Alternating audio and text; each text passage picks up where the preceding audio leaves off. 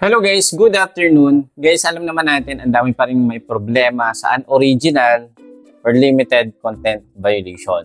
Hindi natin alam kung ano nga ba yung mga videos or yung mga posted content natin na subject for unoriginal. Ibig sabihin, nakakategorize ni Facebook or ni Meta yung mga video natin kahit sa atin or meron tayong nag-remix tayo, nagkakaroon pa rin ng unoriginal content.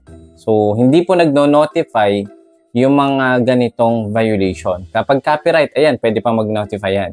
Pero kapag mga unoriginal or limited original violation, hindi natin ma-determine or ma-detect kung ano nga ba yung mga video na yan. So, for today's video, 3 bagay na dapat mong gawin bago gumamit ng audio. Isa po yung audio sa reason kung bakit nagkakaroon tayo ng limited originality of content. Itong video na to ay credit po mula kay Christian Basco, one of the best emerging content creator dito kay Facebook. Kaya don't forget to follow him, guys. Okay, so panoorin muna natin ang video niya na ito. Lakasan lang natin.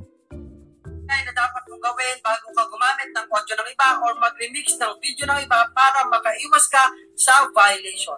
Number 1, hanggat maaari po, huwag po kayong gagamit ng audio ng iba or mag-remix ng may mga music. Number 2. Okay, pag-usapan natin yung mga audio ng ibang creator na merong music. Okay, ako guys, yung mga previews uploaded video natin, ako ay hindi invited sa licensed music. Lahat ng ginagamit ko ng music from Facebook o yung mga audio na ginagamit ko, automatic yun guys, this video is unable to monetize. Nag-notify ka agad sa akin dahil nga po sa copyrighted music. And then, upon checking ko guys no, sa aking Reels revenue earnings, 0. Wala siyang earnings. Kaya malinaw kapag talaga gumamit tayo ng mga audio, lalong-lalo na yung mga sikat, yung mga trending, kung hindi tayo invited sa licensed music, better wag na lang tayong gumamit nun. And then kung may remix naman yung video, katulad ng sinabi ni Sir, pwede rin tayong maapektuhan kung i-share natin ito or gagamitin natin sa ating mga remix videos. Okay? Malinaw guys, yung remix is isang features ni Facebook. Pero, malinaw din na sinabi ni Meta kapag yung mga video natin ay walang meaningful enhancement, ibig sabihin, walang modification, walang editing na nangyari, walang enhancement. Ibig sabihin yung video na nilagyan mo ng content, hindi mo siya nilagyan ng sangkap para mas maging valuable content. Sana malinaw, sana nagigets. Pangalawa, papakinggan yung mabuti lahat po ng sinasabi sa audio na ito o sa video na ito kasi baka po mamaya meron po mga nababanggit na mga profanity words. Yung po mga hindi po kanais-nais na salita. For example, yung TA, NGA o kaya naman yung pong mga PI, yung pong mga masasamang salita. Dami po niyan mga Lodi, no, yung mga nauusong audio na yan, baka po magamit nyo mga Lodi, wag nyo na pong susubukan lahat. Okay. Eto guys galing kay Sir Christian. Alam naman natin may mga music ngayon na yung mga bad words ay nakahalo sa kanta na nila. So sana alam ko naman familiar na kayo sa mga gantong kanta, yung mga trending na music videos na ginagawa natin ng content, ginagamit natin yung audio, ay pumapasok po yan sa profanity language. O ibig sabihin, yung mga salita na medyo may masamang dulot sa mas nakakaraming viewers, lalong-lalo na sa mga mga bata or sa mga yung mga mas bata, di ba? Alam naman natin, hindi lang naman tayo nanonood ng mga video sa Facebook. May mga bata o may mga menor de edad na nakakarinig ng audio natin. So, posible na magaya nila ito at maging cause pa upang, di ba, hindi sila, alam mo yon, hindi pa tugma yung mga ganitong videos, audio para sa kanila. Kaya maging maingat sa ginagawa natin na content, sa mga audio na nilalagyan natin ng dance cover, sa mga audio na na-inspire tayo, na LSS tayo, pero make it sure dapat i-check natin yung mga words na nakalagay doon sa lyrics ng kanta. Dahil alam naman natin si Meta ay gumagamit na ng isa sa pinakamatalinong technology. Ito nga yung AI.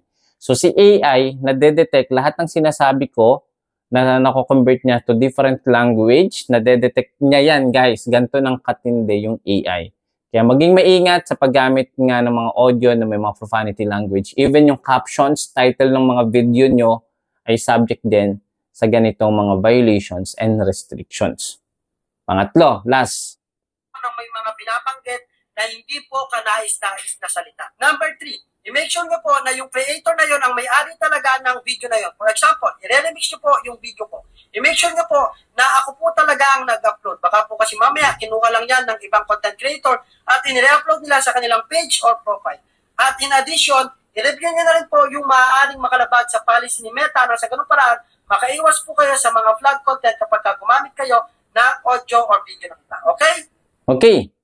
So, yung pinaka number 3, yung pinaka, sa tingin ko, kailangan natin talaga matutunan. Okay. Lahat naman tayo, guys, merong kumukuha ng mga video natin dito kay Facebook, lalo na yung mga trending, lalo na yung mga, sa tingin talaga natin, ay, ito yung ano natin, yung video na nagpaangat sa atin. So, ang dami impersonator ngayon kay Facebook. Hindi lang tayo, kahit mga newbie, basta nakita nila na may potential yung video mo, ay kukunin nila. And then, kapag nagkamali, kakala mo, yun yung mismong original creator or publisher ng videos. Kapag niremix nyo yan, pwede kayo mag-cause ng limited originality of content or unoriginal content. And then, syempre, kung gusto mo talagang malinawan, ano nga ba yung mga bawal kay Facebook? 3 yung pinaka-golden rules na gustong ibigay sa atin ni Facebook bago tayo mag-start dito sa Facebook Reels content creation. Number 1, basahin natin yung Community Standard Policy. Medyo madami yan, pero mas okay kung kaya mababasa mo talaga. Number 2, ito yung Content Monetization Policy. Yung mga formats ng video natin ay under po ng Content Monetization. And then yung last, yung Partner Monetization Policy. Yung Partner Monetization Policy, ito po yung mga videos na kailangan lang talaga natin i-upload dito sa Facebook platform. May mga bawal i-upload, 'di ba? Yung mga titles, 'yan dapat ano 'yan, pasado sa mga policy ni Facebook. Yung topic at marami pang iba. Even yung pagkuha ng videos na hindi sa atin, yung pag-re-upload, pag-remove ng mga brand logo na nakikita doon sa video mo ay pwede rin maging cost ng unoriginal or limited originality. Even yung mga audios na ginagamit natin ay pwede rin maging subject ng ating pagka-demote or pagkakaroon ng disabled monetization features. Marami pa tayong matututunan, guys, no? Kaya I suggest, basahin muna natin para at least hindi sayang effort natin sa pag-create ng mga content. At kung gusto niyo pa po ng mga ganitong video, please don't forget to like, share, and please don't forget to follow dito sa ating Facebook official account, Jose Alfo Molleda Jr. At i-follow nyo na din si Sir Christian Rancap Basco, one of the best emerging content creator. And don't forget to subscribe to my YouTube channel, Don't Be Said It. See you again sa next video. Bye-bye!